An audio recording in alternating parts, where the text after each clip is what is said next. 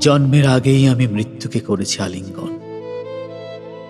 আমার কোনো দেশ নেই, ভাষা নেই, জাতি নেই, ধর্ম অধর্ম, পাপ পুণ্যের ভেদাভেদ নেই।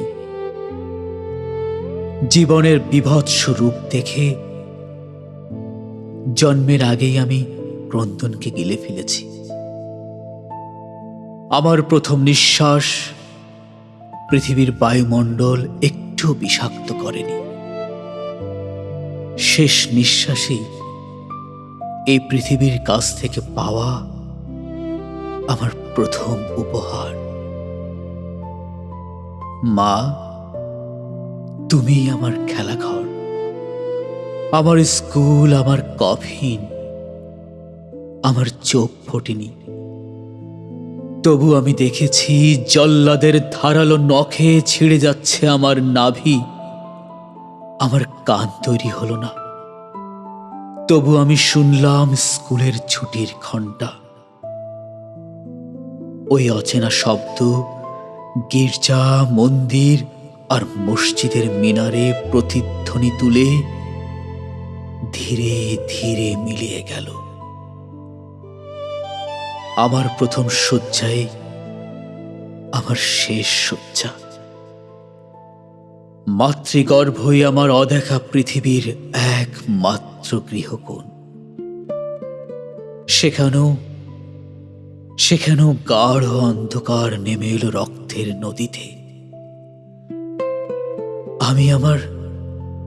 আমি আমার মায়ের নাড়ি ধরে ভেসে ওঠার চেষ্টা করলাম। এই ছোট হাতে নরম আঙুলে আঁকড়ে ধরার মতো কিছুই পেলাম না। আমার নাফোটা চোখ মৃত্যুর মহাযজ্ঞে রক্তের স্রোতে ভেসে যেতে দেখল কোরআন, বাইবেল, গীতা, ত্রিপিটক।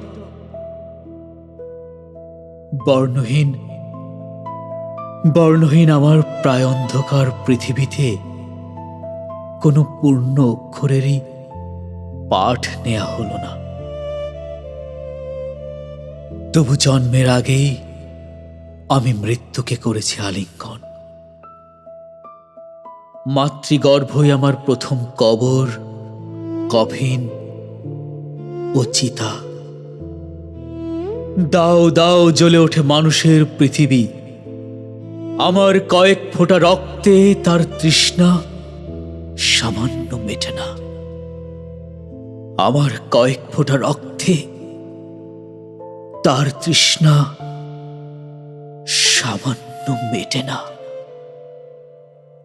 আমার কয়েক ফোঁটা রক্তে তার তৃষ্ণা সামান্য মেটে না।